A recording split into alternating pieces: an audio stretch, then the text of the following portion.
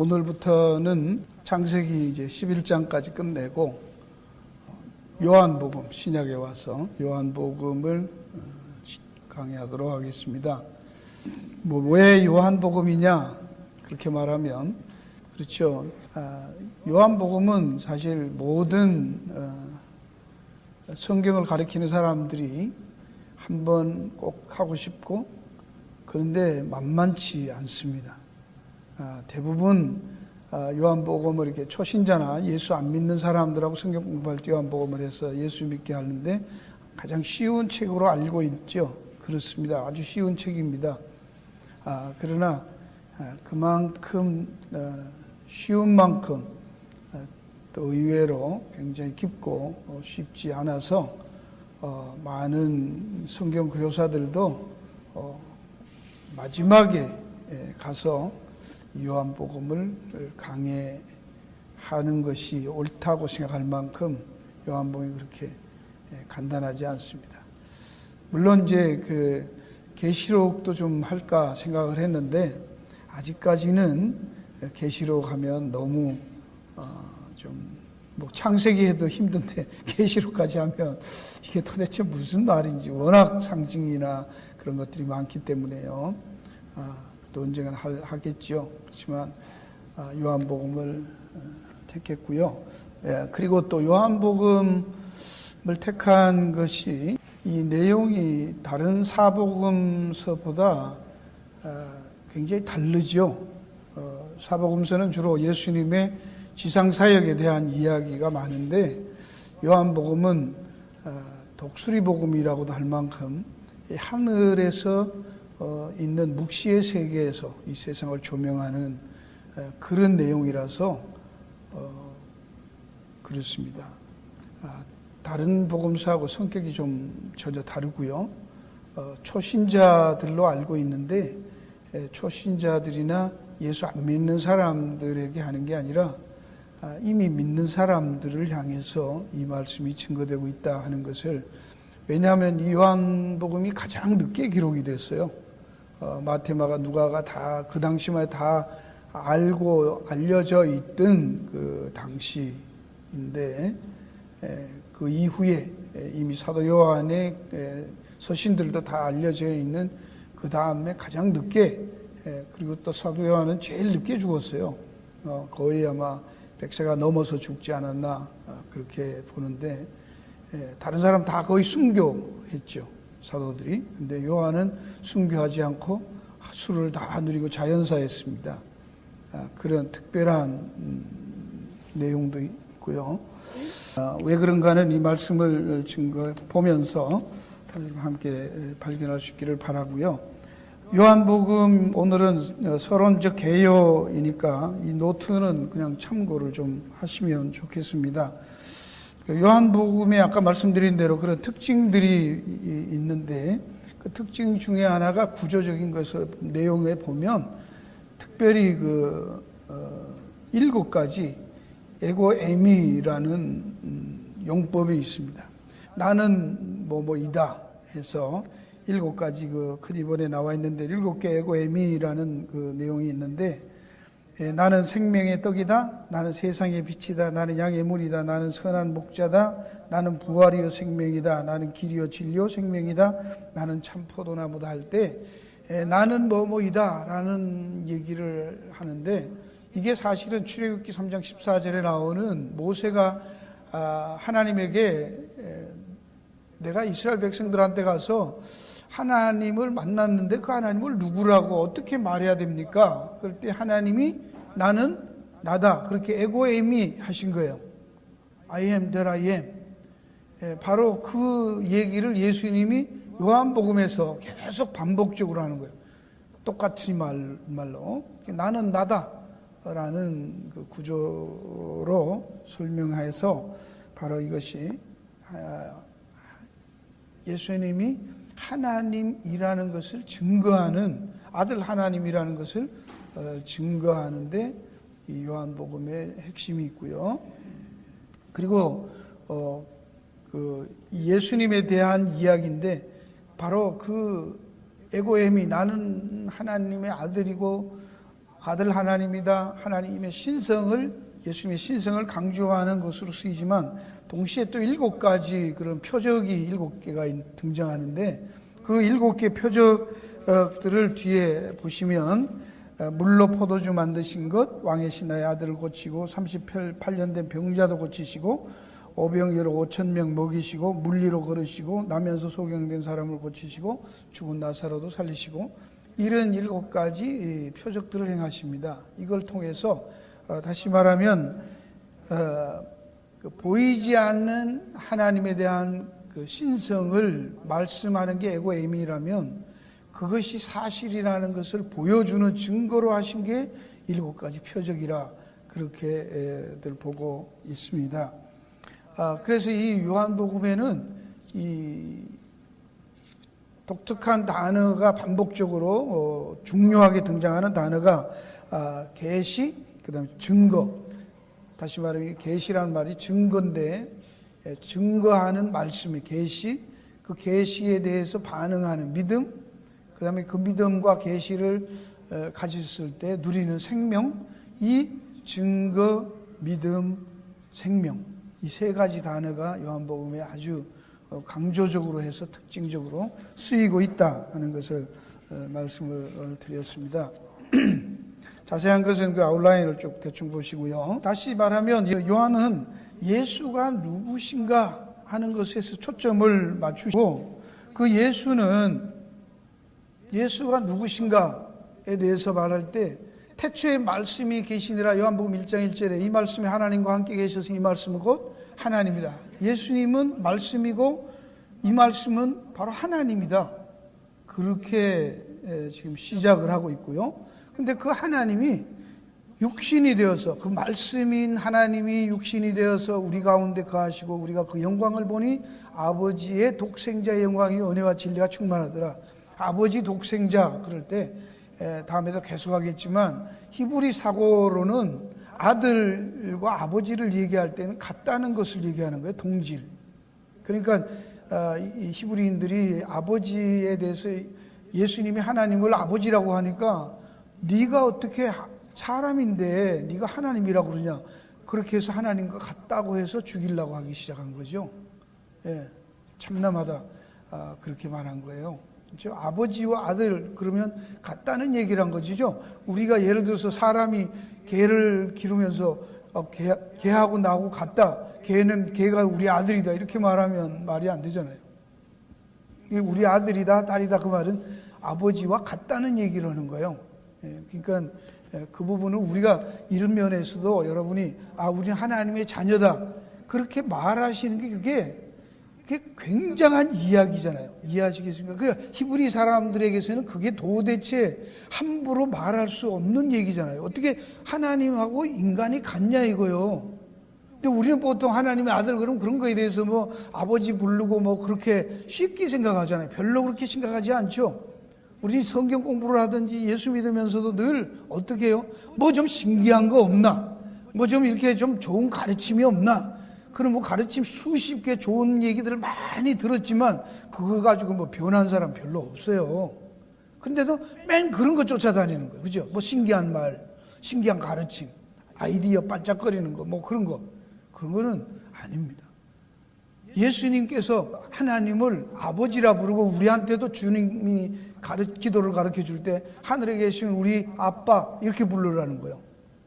그 아버지라고도 안 하고 그냥 아빠. 얼마나 친밀합니까? 그거는 보통 친자식이 정말 가까운 사이에서 그 큰 것도 아니고 어린애가 아버지 부를 때 그 아빠만 하면 아버지가 알아서 다 해주는 그런 상태 아닙니까? 어린애가 아빠 이 말만 한마디 처음 배워서 아빠 이러면 뭐예요? 그냥 다 주는 거죠. 그냥 그 관계로 예수님께서 처음으로 하나님을 아버지라고 부르는데 그 아버지도 아빠라고 부르라고 가르쳤어요.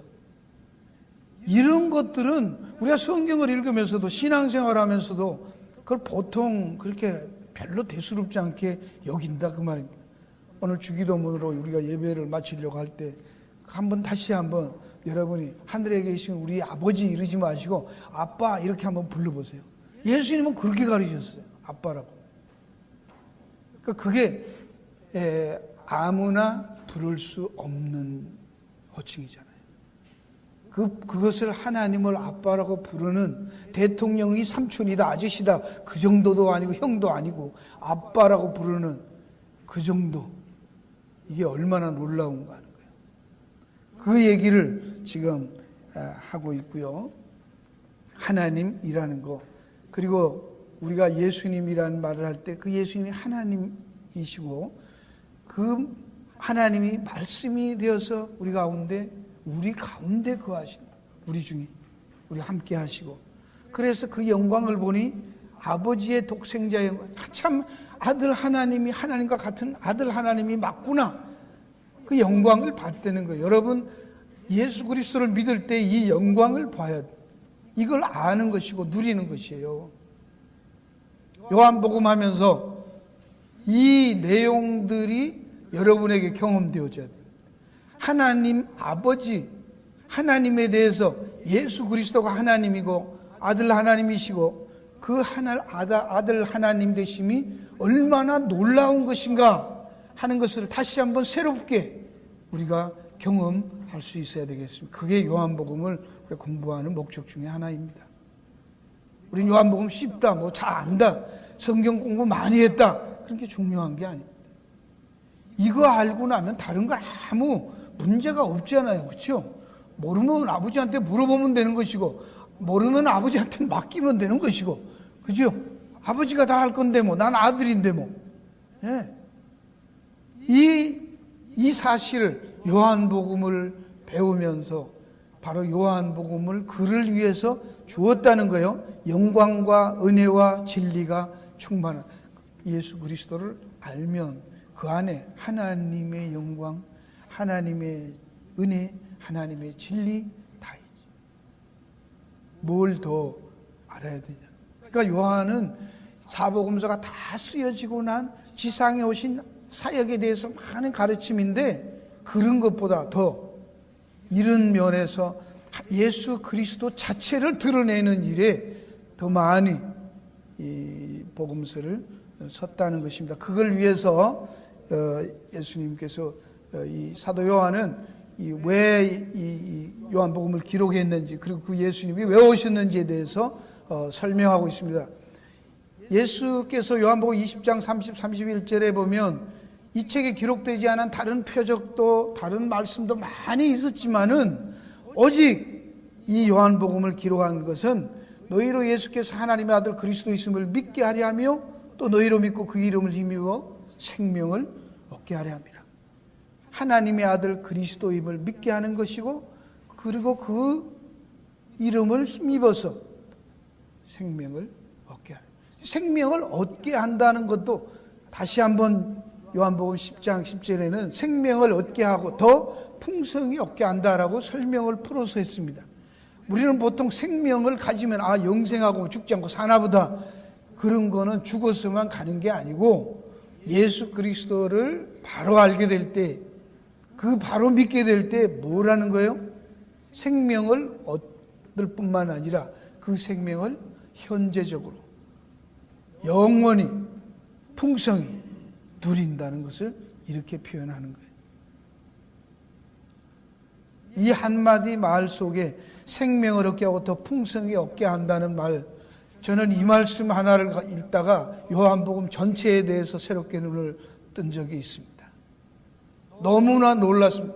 예수 믿으면 복 받는다 뭐 그런 얘기인 줄 알았는데 그런 얘기가 아니에요. 생명을 얻게 하고 풍성히 얻는다는 말은 무슨 얘기입니까? 생명에 대한 얘기를 합니다. 물질적인 얘기를 하고 있지 않습니다. 그렇죠? 예수님이 오신 것은 생명을 얻고 그 생명을 풍성히 누리는 것 얘기하는 것이지 다른 얘기 없어요. 그런데 다른 걸 자꾸 갖다 붙인 거 보면 기독교가 얼마나 변질됐냐, 이것만 봐도 알 수 있는 거예요. 요한복음 한 권만 바로 해도 정말 예수 믿는 게 무엇이고 기독교가 무엇이고 예수 믿는 삶이 뭐냐 하는 거예요. 예수님이 하신 증거 계시, 그것을 우리가 받아들인 것을 믿음이라 하고, 그 믿고 받아들인 것이 생명으로 생명을 소유한 것이다. 그게 삶을 얘기하는 것입니다.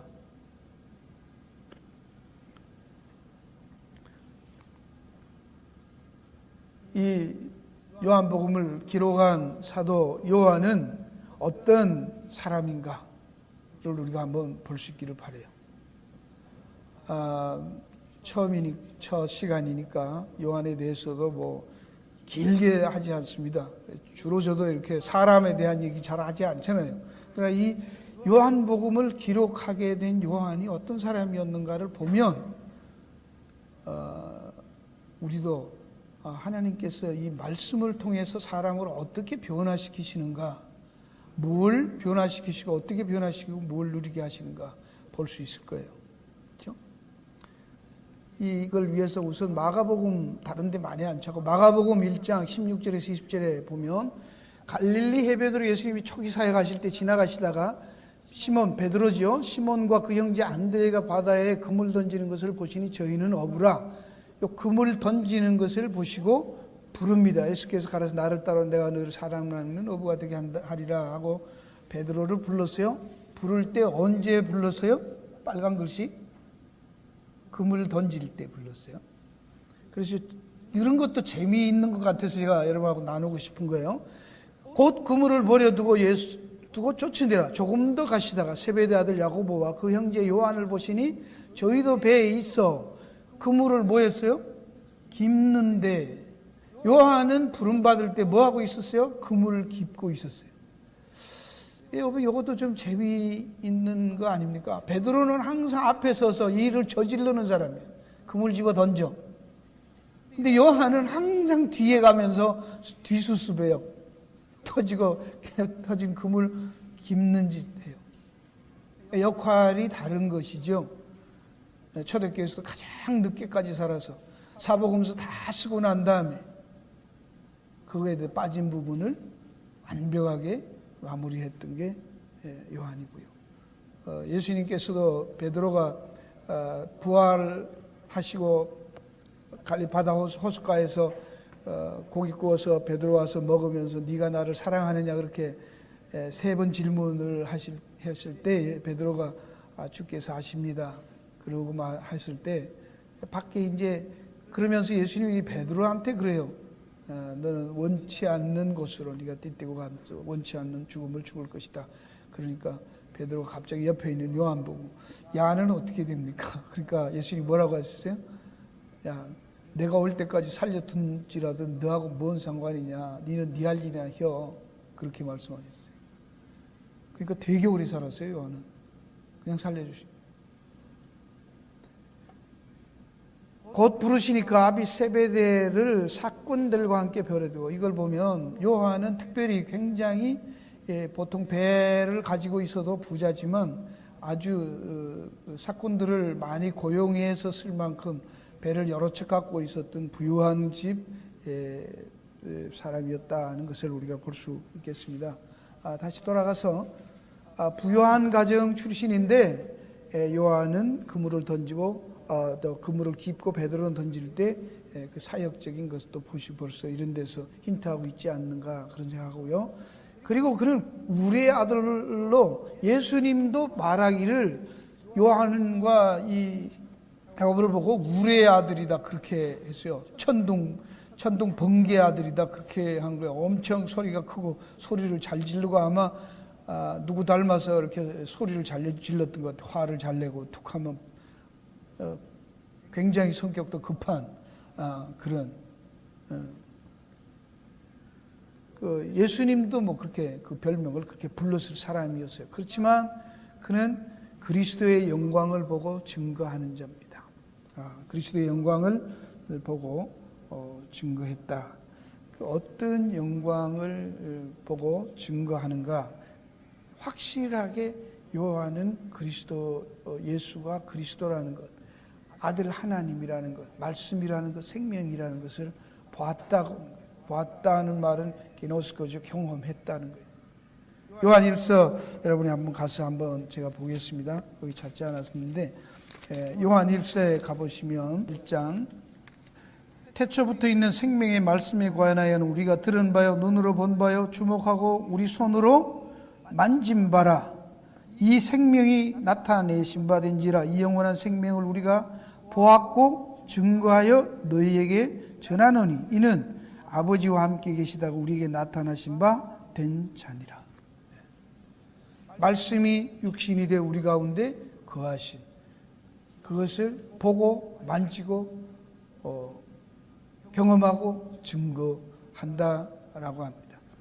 그것을 더 큰 것은 요한복음 5장에 가면 예수님이 직접 말씀하십니다. 요한복음 5장에 가시면 예수님께서 직접 친히 내가 하는 말, 내가 하는 증거를 너희들이 못 믿으면 그건 it's okay. 그렇지만 내가 하는 게 중요한 게 아니라 요한복음 5장 31절에 보면 내가 만일 나를 위하여 증거하면 내 증거는 참되지 아니하다. 내가 하나님의 아들 하나님이다. 내가 메시아다. 그리스도다. 아무리 그래봐야 그 뭐가 중요하냐. 진짜 중요한 것은 내가 아니라 나를 보내신, 나를 위하여 증거하시는 그 증거가 참됨인 줄 안다. 왜? 나를 보내신 하나님, 아버지 하나님이 증거하시기 때문에 그렇다라는 말씀을 하고 있습니다.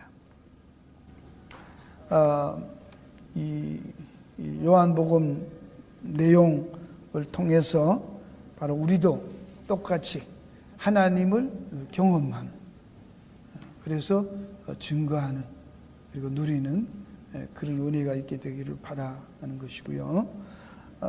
요한은 그랬으니까, 그래서 그걸 보여줬으니까 그걸 보여주고 증거한다고 했습니다. 그리고 요한은 예수를 깊이 알고 사랑받는 제자로 알려져 있습니다. 어떻게 그러냐면 요한복음 13장부터 14장에서 17장까지 쭉 내용을 보면 그 예수님의 마음에 있는 이야기예요. 어떤 사도도 어떤 복음서도 그런 얘기를 하지 않았어요. 그죠? 예수님의 생각, 가슴에 있는 이야기를 한 게 요한복음만 해요. 이게 참 독특한 내용. 그는 굉장히 깊이 교제하고 그 마음을 서로 주고받을 만큼 깊은 관계가 아니고는 알 수 없는 내용들을 요한복음은 담고 있다는 것입니다. 그래서 심지어 예수님도 마지막 십자가에서 운명하실 때 그 자기 육신의 어머니 마리아를 누구에게 부탁합니까? 요한에게. 여러분, 그것도 특별히 그 성질이 아주 불같은 그 요한, 그죠? 우레라고 하는 툭하면 소리질 꽥꽥 질르는 그 요한에게 자기 어머니를 부탁했다고요. 이걸 보면 요한은 그런 사람이었지만 어떻게 됐다는 겁니까?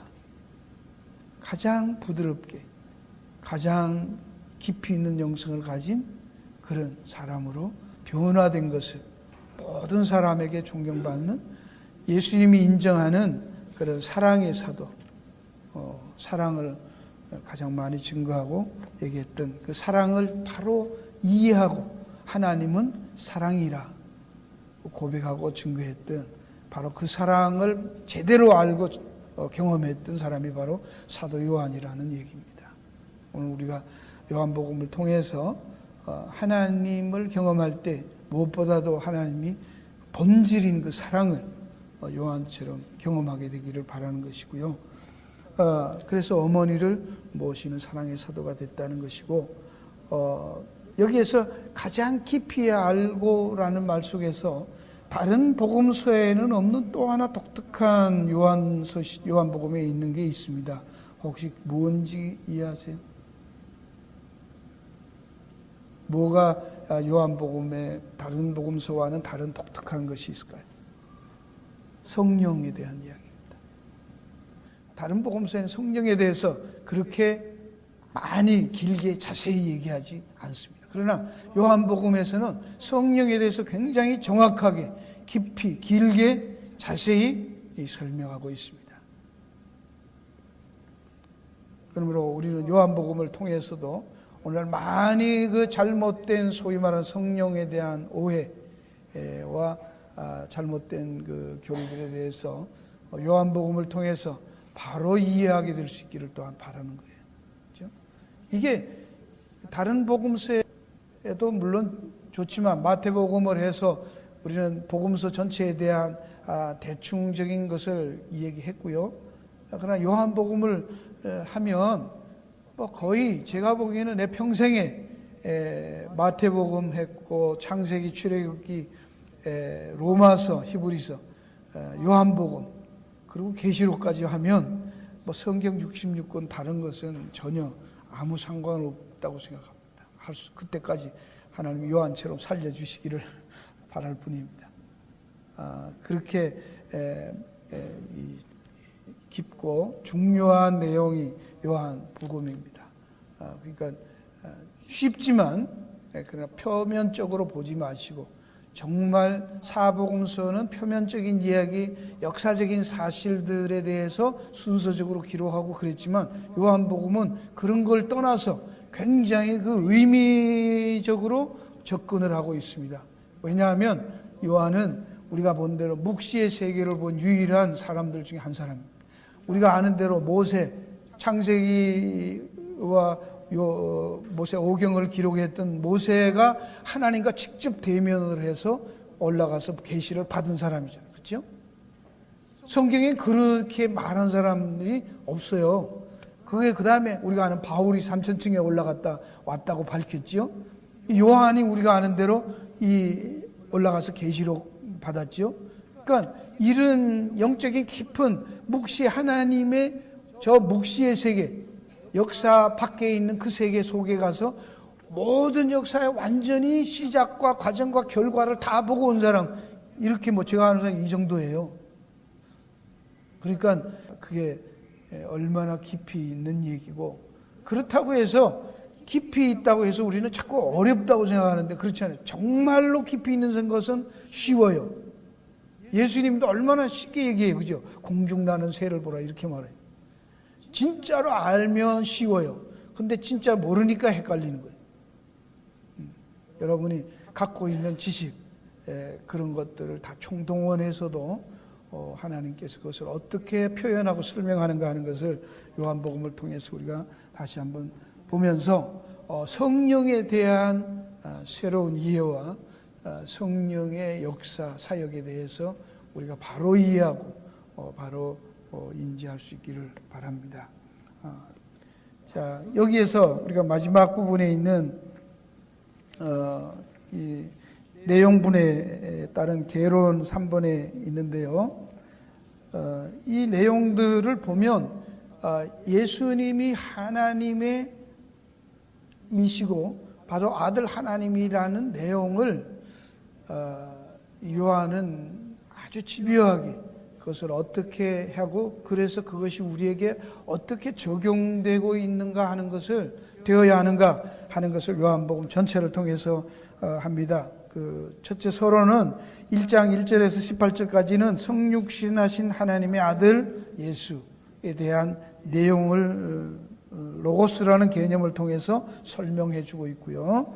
그 다음에 두 번째는 그 말씀과 행적을 통해서 하나님 아들이시라는 것을 자신이 증거합니다. 그는 세례를 통해서, 그 다음에 혼인잔치에서 물로 포도주를 만드는 사건을 통해서, 그 다음에 많은 그 니고데모나 수가성 여인과 같은 사람들과의 대화를 통해서 하나님의 아들 되심을 보여주시고, 그 다음에 세 번째는 더 분명하게 자신이 하나님의 아들 되심을 증거하기 있는데, 결국 유대인들에게 배척을 받게 되시는 내용이 11장 47절에부터 기록이 있고, 그러니까 예수님께서는 이제 그 세상 사람들에게 증거하시다가 자신을 감춰버립니다. 숨어버리십니다. 안 나타내시고 제자들에게만 깊은 이야기를 해 주십니다. 이런 것들이 이사야서에 있는 내용과도 일치하죠. 하나님께서는 이렇게 공개적으로 이렇게 다 보여주시다가 이제는 감춰버리시는 거예요. 때로는.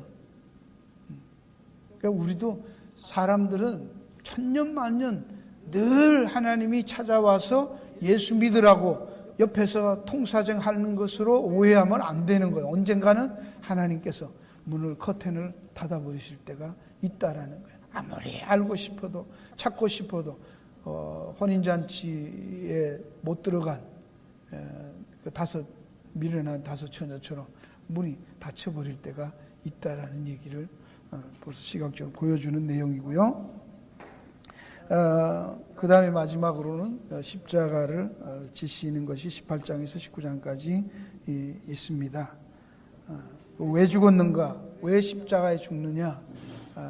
거의 정치적이고 종교적인 것 때문에 죽지만 사실은 하나님의 뜻이 있었고요. 이런 것들도 왜 수천 년의 역사 가운데 예수님이 로마 시대에 그때 오셔서 그때 십자가에서 죽는가 하는 것도 우연은 아니라는 사실이죠. 그죠?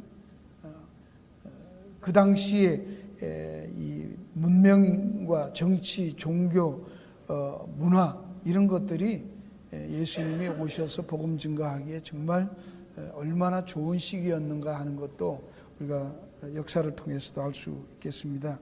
그럼 마지막으로 이제 20장에서 21장은 부활을 통해서 하나님께서 예수 그리스도가 죄 없는 인간이라는 것, 죄 없는 인간. 왜? 죽은 자는 절대로 다시 살아날 수 없거든요. 근데 죽은 자가 살아났다는 말은 죄가 없다는 게 증명된 거예요. 죄가 없는데, 그럼 죄가 없는 인간은 없잖아요. 그죠? 죄 없는 인간은 없다고. 그런데 살아났으니까, 사람인데 죄 없는 사람으로 살아났으니까 하나님의 아들이 맞다는 거예요. 하나님의 아들이다 라는 것이 증명된 게 부활이고, 바로 그렇기 때문에 그가 한 모든 말씀이 진리라는 것이 증명된 사건이 부활입니다. 그러므로 교회는 십자가도 중요해요. 모든 사람들이 십자가를 많이 얘기해요. 그러나 요한복음을 통해서 우리는 뭘 또 강조해요? 또 십자가와 부활.